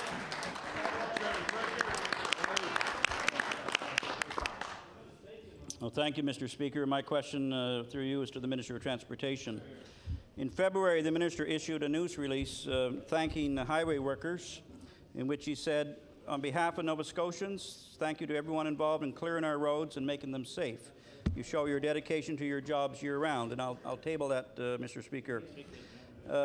Mr. Speaker, those highway workers have been forced to work without a collective agreement since October of 2002. 5 months ago, they applied for binding arbitration. Because of government delays and objections, the arbitration board won't even be able to set a date for its hearing until sometime after August. So my question, Mr. Minister, why is the government so determined to delay and frustrate a settlement with these dedicated, public-spirited highway workers? The Honourable Minister of Transportation, Public Works. Mr. Speaker, yes, indeed, we do have highly motivated workers in the Department of Transportation. They do an excellent job for all Nova Scotians. Sure. With regard to their collective agreement and their agreement with the province, Mr. Speaker, there's a process, and the process is being followed. Sure. The Honourable Member for Pictou West on your first supplementary. Well, thank you, Mr. Speaker. When a Liberal government brought in the Highway Workers Collective Bargaining Act, they said it was about establishing free and fair collective bargaining for these workers, treating them with respect rather than treating them like patronage pals who get fired after every election. The highway workers are making very modest wage proposals, yet it looks like they'll go more than 2 years without a collective agreement. Mr. Speaker, that is a disgrace.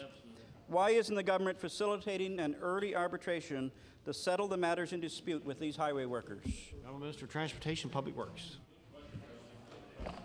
Well, Mr. Speaker, I've already said that there's a process. The process is being followed. The highway workers are primarily CUPE workers, and CUPE and the province are proceeding through the arbitration process. Now, Member for Pictou West on your final supplementary. Well, Mr. Speaker, 2 years is far too long. This government, they talk the talk about eliminating needless boards and agencies, yet the government has held a standalone Highway Workers Employee Relations Board that deals with only that one union, instead of bringing highway workers under the Labour Relations Board. And the government is actually its own needlessly complicated system, instead of treating these workers with the same respect as others that do the same kind of work. So my question, Mr. Speaker, why does the minister reduce duplication by repealing the Highway Workers Collective Bargaining Act, thereby letting the Trade Union Act and the Labour Relations Board guide future negotiations with our highway workers? Now, Mr. Transportation, Public Works. Mr. Speaker, I don't want to venture into a minefield, but I can tell the honourable member that there are many workers in unions who would prefer to have the arbitration process vis-a-vis any other process. The honourable member for Cape Breton Nova. Thank you, Mr. Speaker. Mr. Speaker, my question through you is for the Minister of Human Resources. Nova Scotians are still angry that this government sees fit to award bonuses to senior staff, while some of the most needed programs undergo cutbacks. The more than $208,000 in bonuses handed out to senior government staff in 2002 and 2003 is an expense for which the government refuses to be accountable. The government is still refusing to provide a breakdown of which staff got what amounts based on so-called privacy concerns. Yet yesterday, during the debate on supply, the Minister of Finance released information about the bonuses received by the Finance Department staff. Will the Minister of Human Resources tell this House why is she allowing such a double standard when it comes to the information about bonuses? The Honourable Minister of Human Resources. Thank you, Mr. Speaker. And the information that was tabled yesterday from Department of Finance was information on bonuses for financial advisors. It was not part of the MCP or the senior officials' pay for performance. The honourable member for Cape Breton Nova on your first supplementary. Thank you, Mr. Speaker. Mr. Speaker, this minister should know that no amount of stonewalling is going to make this issue go away, Mr. Speaker. In fact, if anything, Nova Scotians are getting more frustrated with this new double standard. The reality is that whatever you're in the investment division of finance, the administration of health care or education, or any other senior position in government, you must be accountable. So I'd like to ask the Minister of Human Resources, when will your department come clean with Nova Scotians and release the list of which staff gets what bonuses each year? Now, Minister of Human Resources. Mr. Speaker, I think it's important for the House to realize that civil servants are rewarded based on their performance appraisals, and that all Nova Scotians are looking for a certain level of services and programs to be provided. Having said that, we are looking at the FOIPOP decision that was put forward through Community Services, Public Service Commission.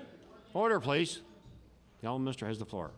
The Public Service Commission and the Department of Community Services is reviewing the FOIPOP decision, and that we will come forward after that 30 days or within that 30 days with a decision as to what we will do. Now, Member Cape Breton Nova, on your final supplementary. Look forward to seeing that, Mr. Speaker. You got it right, Gordy. Mr. Speaker, we raised a question with the Minister of Community Services last week, Mr. Speaker, about a report by the Freedom of Information Review Officer. The report recommended that the minister reveal which staff got what bonuses, and last week the minister didn't answer our question. Shameful. Will the Minister of Community Services tell the House whether he intends to comply with the review officer's recommendation, or will he continue to keep this information from the public? The Honourable Minister of Community Services.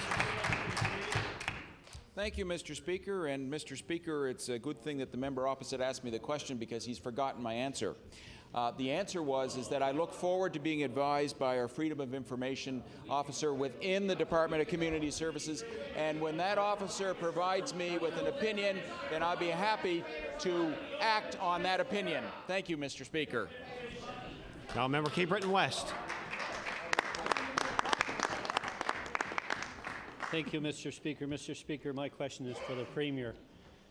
The government has a policy of rewarding public servants, as indicated by the Minister of Community Services, for doing well.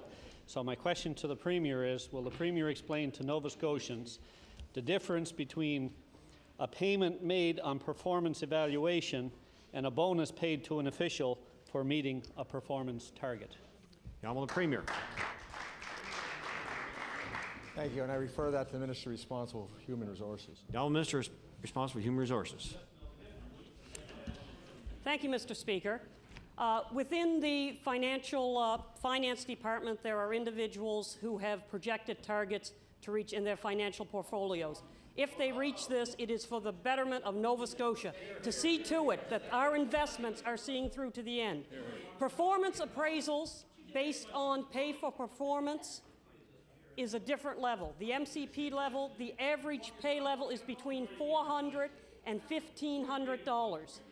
This is based on individuals who did well, exceeded or did beyond that within their pay scales. They are rewarded based on that. If they are at the top of their pay scale, then it's a earnable benefit that they have to do next year again. It's not automatically there. Now, Member for Cape Breton West, on your first supplementary. Thank you, Mr. Speaker. Well, that's as clear. Y'all, Member Cape Breton. Thank you, Mr. Speaker. That's as clear as mud. Mr. Speaker, I direct my second question to the Premier. First of all, with reference to what the Minister has just indicated, it's incorrect and misleading to the House.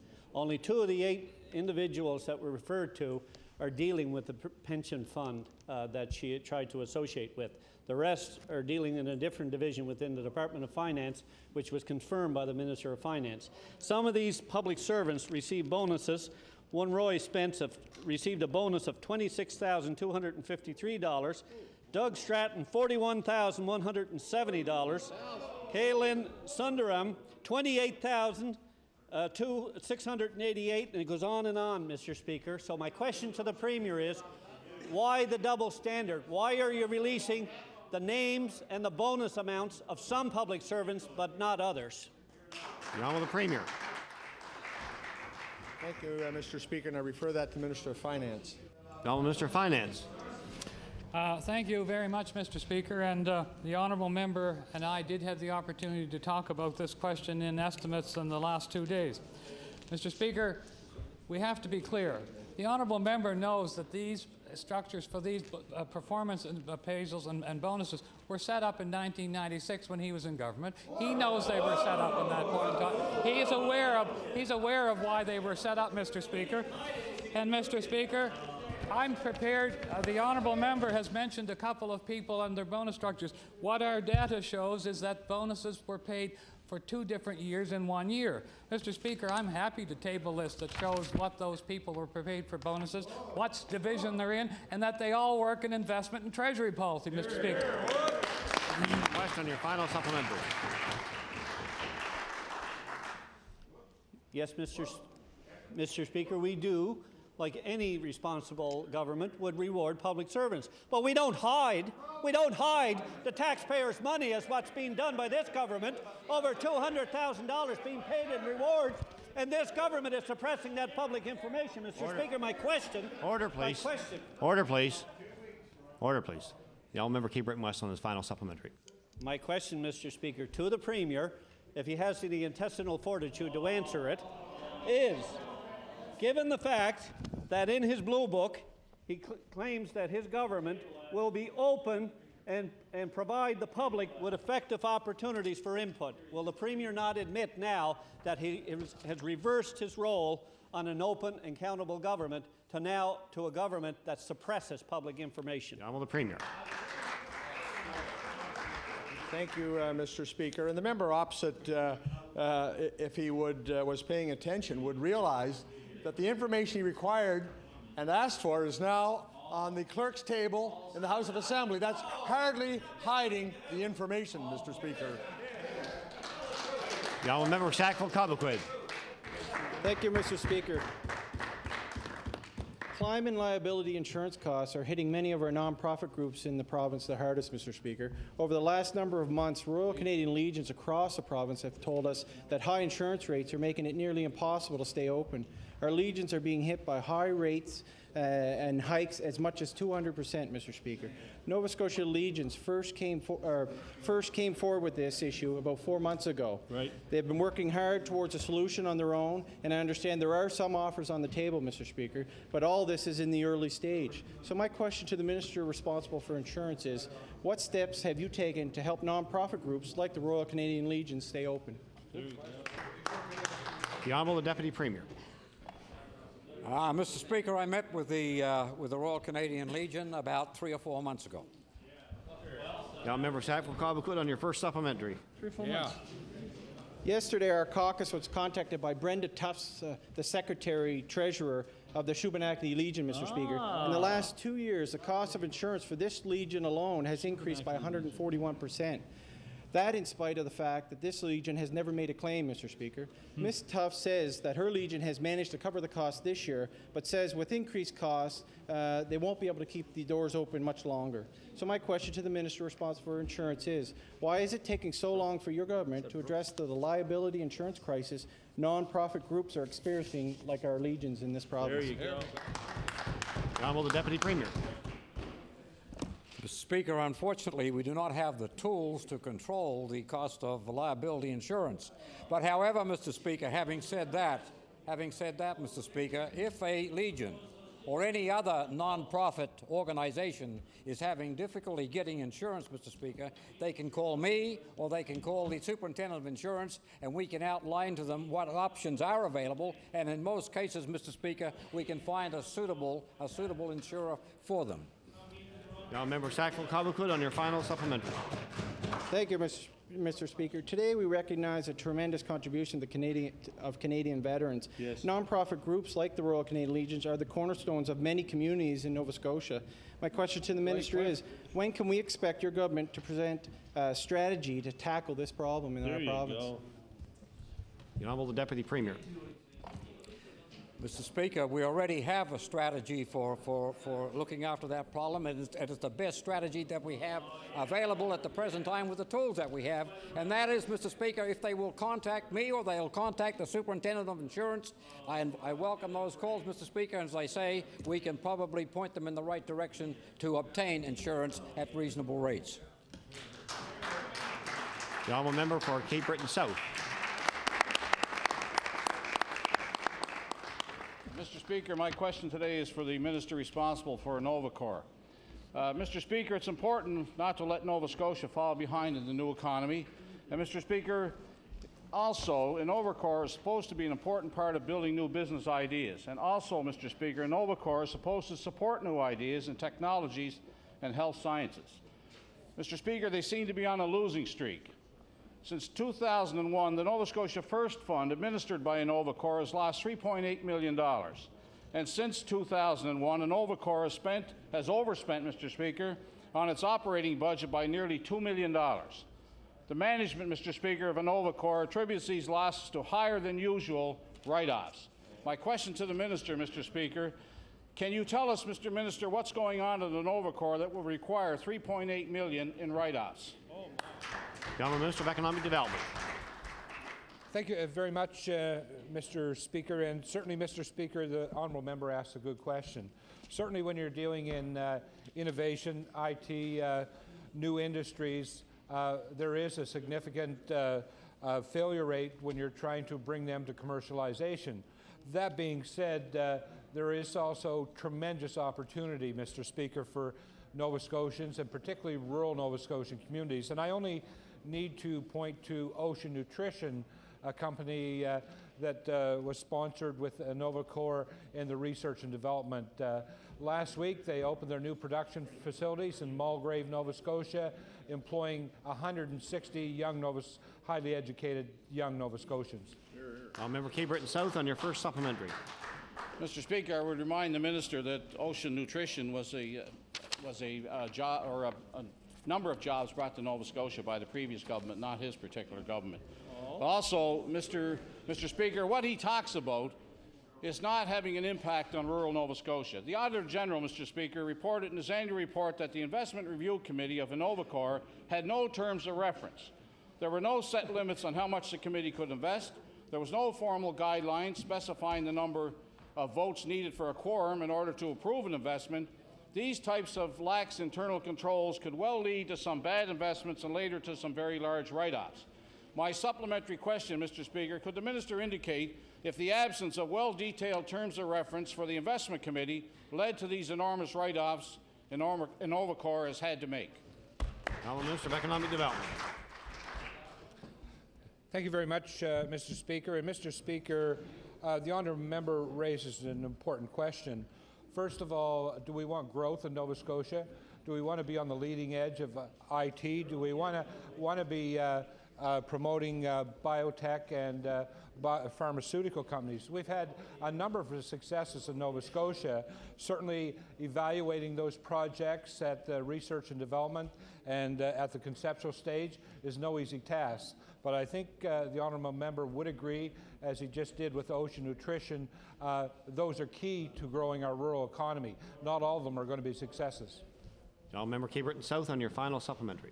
Mr. Speaker, the sum total of job creation projects in this province can be summed up in two words: call centres. And those call centres are being brought to Nova Scotia, Mr. Speaker, by a payroll tax rebate system that was put in place by the previous government. And this is another example with InnovaCorps, Mr. Speaker, of the lack of accountability to this legislature. I would ask the Minister in my final supplementary, what has the Minister done towards implementing the Auditor General's recommendation that the Investment Committee have more formalized terms of reference? Honourable Minister of Economic Development. Thank you very much, Mr. Speaker. And I think it's important to point out to the member opposite, who seems to be under a misconception. The economy is growing in Nova Scotia, and it's growing in rural Nova Scotia. Stats Can Jobs says that the employment growth for Nova Scotia, since this government took over in rural Nova Scotia, we've moved forward by over 7,000 new full-time jobs. It's accomplished by supporting IT. It's accomplished by supporting communities in rural Nova Scotia. It's not accomplished by sitting on your hands. Thank you very much, Mr. Premier. Now, Member Cole Harbour for passage. Thank you, Mr. Speaker. My question is also for the Minister responsible for Nova Scotia Business Inc. Mr. Speaker, there's a situation I'd like to bring to the Minister's attention with regard to Nova Scotia Business Inc. spending habits. In December of 2003, after the mid-year cutbacks by the Minister of Finance, Nova Scotia Business Inc. spent $1,000 for door prizes at a staff holiday party. And these weren't just any door prizes, Mr. Speaker. I will table the Freedom of Information request and the receipt that shows that Nova Scotia Business Inc. bought 13 Swarovski crystal figurines as door prizes for staff at a cost of $60 a pop, Mr. Speaker. The store clerk at the Charm Diamond Center, Mr. Speaker, where they were purchased, called Swarovski, quote, the Cadillac of crystal, unquote. And in case you haven't guessed it, Mr. Speaker, it's not from Nova Scotia. So I want to ask the minister to explain to this House how he can justify spending $900 on crystal for government staff. The Minister of Economic Development.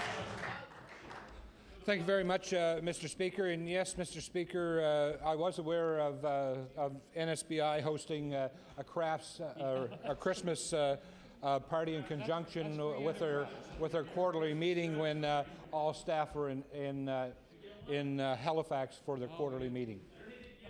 I'm a member of Cole Harbour Eastern Passage on your first supplementary.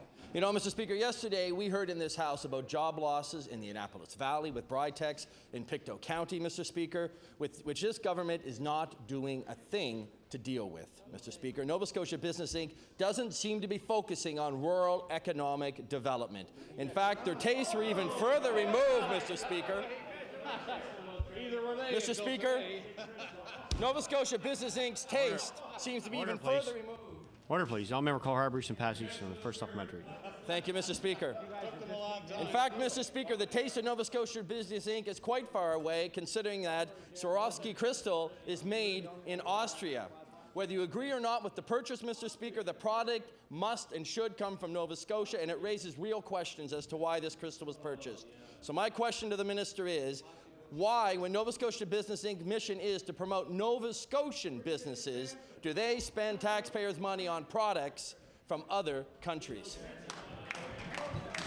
The Honourable Minister of Economic Development. Order. Order, please. Order, please. Order, please. The Honourable Minister of Economic Development. Mr. Speaker, the honourable member knows full well the economy in Nova Scotia is moving forward. The member opposite knows full well that the number of businesses in this province continues to grow and prosper. I want to quote one statistic, Mr. Speaker, for the honourable member and for the House. In 1993, in rural Nova Scotia, there were 18,947 businesses in existence. In the year 2003, there are 30,758. The business climate in this province has never been better, Mr. Speaker.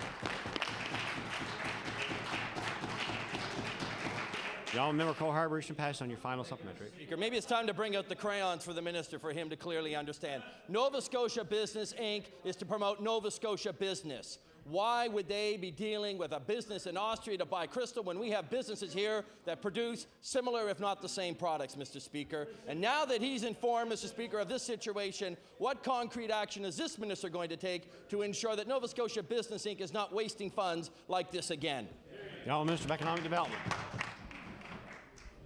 Thank you very much, Mr. Speaker. And Mr. Speaker, certainly I've just recently learned of the situation, and I've asked for a review of the situation from NSBI in regard to expenditures at their quarterly meeting, in which a portion was spent on a Christmas celebration. But certainly, Mr. Speaker, I think it's important to reiterate to the House, and certainly Nova Scotians understand it, that the economy is growing this province. We have never experienced higher growth rates, higher employment numbers, and for the first time in 2 decades, we're below 9% unemployment in this province. NSBI, this government is focused on business.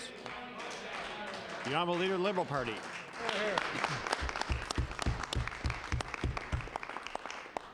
Thank you, Mr. Speaker. Mr. Speaker, my question is for the Premier. Mr. Speaker, last week, Stats Canada indicated that the growth in our economy last year was at 0.9%. Yeah. The lowest in Canada, the lowest since 1996. Unemployment is up in every region outside of Halifax since 1999. Since the beginning of this year, Britex has closed 80 jobs.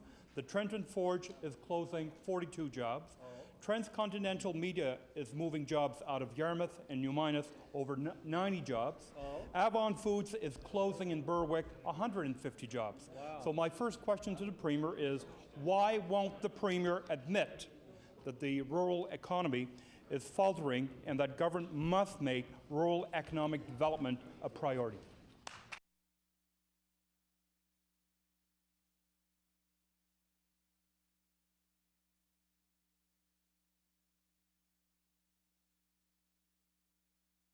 That's why in Opportunities for Prosperity, there is a focus on rural Nova Scotia, and we've been very, very successful in creating opportunities in Yarmouth, in Sydney, and all communities in between. As of the last StatsCan report, there are 442,700 Nova Scotians working, the most in the history of our province. So there are more Nova Scotians working today than at any other time in the province's history. And the government will continue to work with its balanced approach of economic growth and putting the revenues towards healthcare services and education services, because we believe that that is the direction in which this province should move, and it's a direction that is proving to work. Now we'll leave the Liberal Party in your first supplement. Mr. Speaker, the Nova Scotia economy did poorly last year, and Stats Canada proved that. Rural Nova Scotia, Mr. Speaker, in particular, is hurting. The Liberal Party plan for rural economic development includes a venture capital fund worth $30 million for rural investment, a stay home in Nova Scotia incentive program for recent graduates, increased support for our primary industries, and, Mr. Speaker, a Minister of Rural Economic Development. So, Mr. Speaker, now is the time to create a Department of Rural Economic Development with a dedicated minister. And again, to the Premier, will the Premier commit to creating a Ministry of Rural Economic Development with full department instead of the Office of Economic Development, which we have today? Honourable the Premier.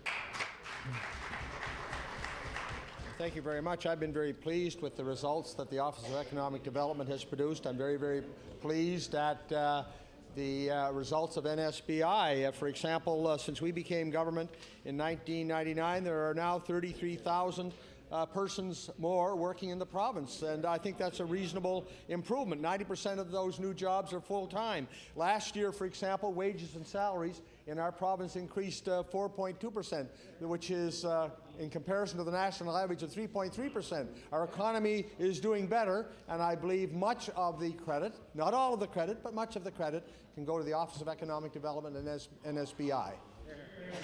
The Honourable Leader of the Liberal Party in your final supplementary. Mr. Speaker, I think the Premier, believing the Premier, believing Stats Canada, I think Nova Scotians will probably look at Stats Canada any day of the week. When the Premier says that we're doing better than the others, Stats Canada, Mr. Speaker, is saying that the economy in Nova Scotia was the lowest in Canada, the lowest since 1996. Shame. So, Mr. Speaker, rural Nova Scotia is losing population. There is little or no activity in the offshore. Jobs are being lost, and this Premier just doesn't care. So again, why won't the Premier finally take an active interest in rural economic development instead of continuing to ignore the problem? The Honourable Premier. Mr. Speaker, I believe one of the ways in which we can effectively address rural employment is providing good training opportunities right across our province, which is one of the reasons why every single campus, the 13 campuses of the Nova Scotia Community College, are receiving an investment that will result in increased capacity and a better capacity to deliver good, solid training opportunities right across rural Nova Scotia. So we believe that the government is addressing the issues in rural Nova Scotia through the activities of NSBI, through the activities of the Office of Economic Development, and through our tremendous investment in the Nova Scotia Community College. The Honourable Member for Dartmouth East. Thank you, Mr. Speaker. Mr. Speaker, the residents of Orangedale have been without an adequate water supply for years. There has been a boil order in place since January. Residents now regularly travel up to 6 kilometers to access a clean water source. Last fall, the Orangedale Water Supply Study was released. It suggested a number of improvement options. My question to the Minister of Environment and Labour is, what are you doing now to ensure safe drinking water for the residents of Orangedale? Honourable Minister of Environment and Labour. Thank you, Mr. Speaker. Certainly the department is working with all levels of government, the municipality, to ensure that we can come up with a safe drinking supply for that community. For Dartmouth East on your first supplementary. Thank you, Mr. Speaker. Mr. Speaker, water quality issues are a concern across this province. Last month, we learned that pregnant women who drink or bathe in water with high levels of THMs are twice as likely to have stillbirths. 8 Nova Scotia communities have recently exceeded the Canadian drinking water guidelines for THM levels. Tatamagouche is one of those communities. Residents there complain of skin irritation, rashes, discolored water, and smell. Mr. Speaker, my question to the Minister of Environment and Labour is, what's your government's long-term plan to address the THM problem in this province? Honourable Minister of Environment and Labour. Thank you, Mr. Speaker. I'd like to pass that question to my colleague from Municipal Relations. Honourable Minister of Service, Nova Scotia and Municipal Relations.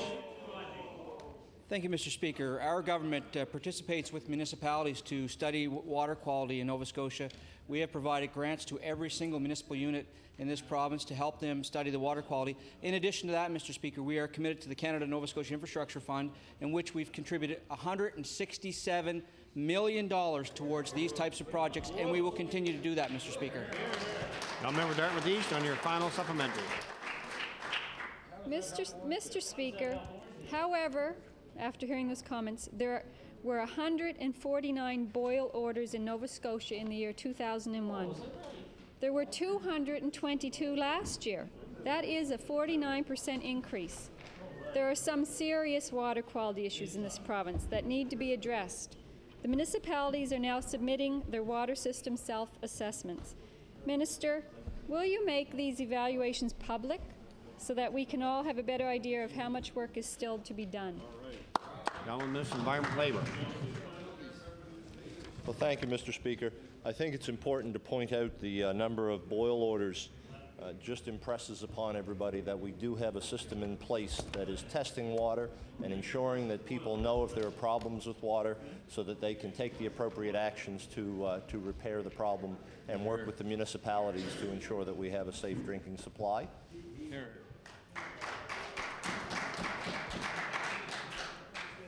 Now, member for Digby Annapolis.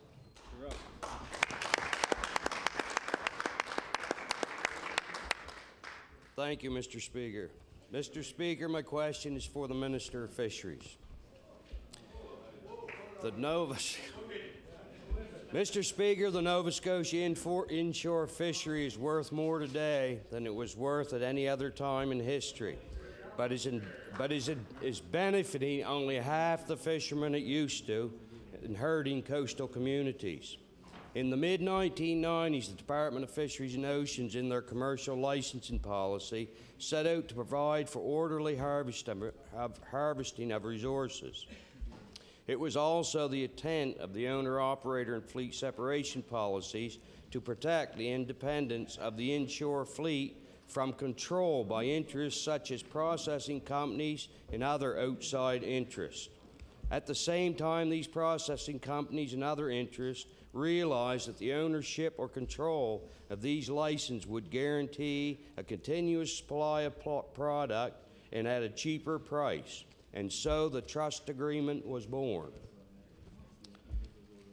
Mr. Speaker, my question to the Minister is, how can a government that claims to want to protect the inshore fisheries let independent owner-operators be bought out by large processing companies and other outside interests who may not have any interest in our rural coastal communities of Nova Scotia whatsoever? Honourable Minister of Agriculture and Fisheries. Well, thank you, Mr. Speaker, and I got to thank the member opposite for getting me off my seat during this session. It's been nice to get up. The member opposite we'll try. Well, the member opposite knows full well that licensing and licensing policy is that of the federal government. We just recently had the Fishery Policy Review released a month or so ago from the federal government, in which it's about a 40-page document in which about a page and a half is dedicated to this very issue. This issue goes back sometimes in the 80s and 70s, where fish plants were not able to buy licenses, yet license holders and fishermen were allowed to build fish plants. There's a number of inequities within that policy, and I'm sure the federal government is working hard towards it. We as a province have been supporting the idea not professionalization, but of owner-operator to try to keep the vessels in our communities. The member for Digby-Annapolis on your first supplement. There is an overall limit to the number of licenses available in the inshore sector. An individual limit supposed to be one license per holder. Such a limit will spread the wealth around and promote greater involvement of people in the coastal fisheries. Owner-operators cannot compete with large companies and their financial resources, which can accumulate the licenses, creating less jobs in coastal communities and hurting this province financially. Mr. Speaker, what assurance will the minister give me today in writing that the independent owner-operator of Nova Scotia, that this government will continue to support the inshore fishery and their owner-operator policy? And I just thank you, Mr. Speaker, and brought up this fishery policy review, and there's a number of issues held within it, but unfortunately it's very short on actual substance of what the federal government really wants to do in this issue, because there are so many things sort of wrong with the way that it had been going. We as a department have been working to get this recognized by the federal government, and we will continue to do so. As for the member opposite's request, I will be happy to speak with him after this session. Member Digby-Annapolis on your final supplementary. The federal Minister of Fisheries and inshore fishermen are saying that PEI, New Brunswick, Quebec, Newfoundland have come out with written documents supporting their inshore fishermen and owner-operator fleet separation policy. Mr. Speaker, I'm being told by inshore fishermen of Nova Scotia that this government has not submitted anything in writing to the Federal Department of Fisheries in support of this policy. My question is, if the minister has submitted this support document in writing, could I receive a copy?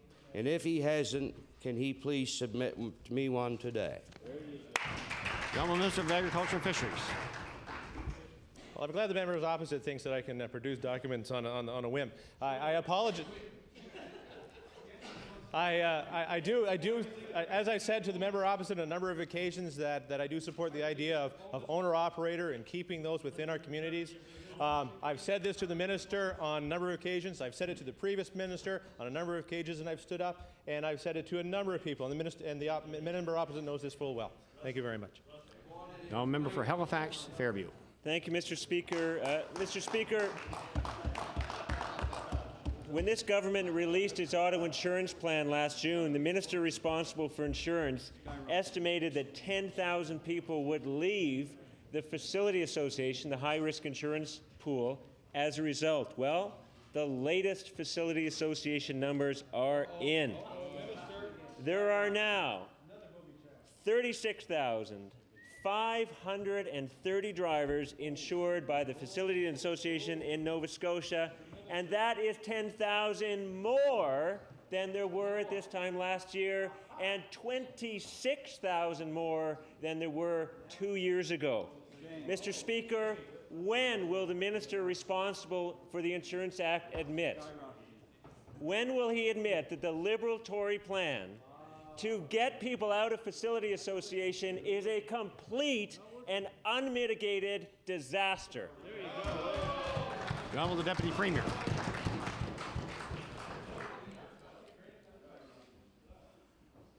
Mr. Speaker, at this time last year, we were in the House, and I made a commitment at that time that we would reduce the insurance premiums paid by Nova Scotia motorists by 20%.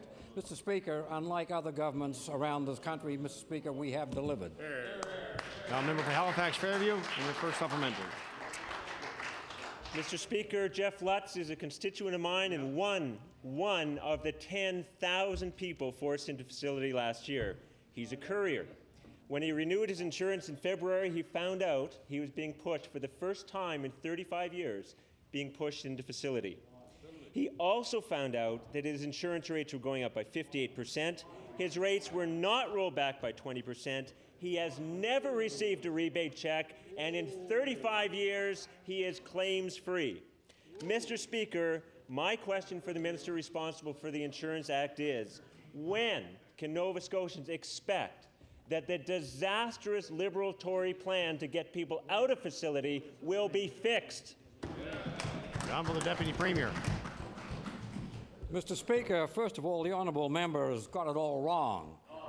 The Liberals were never part of this plan. This was our plan.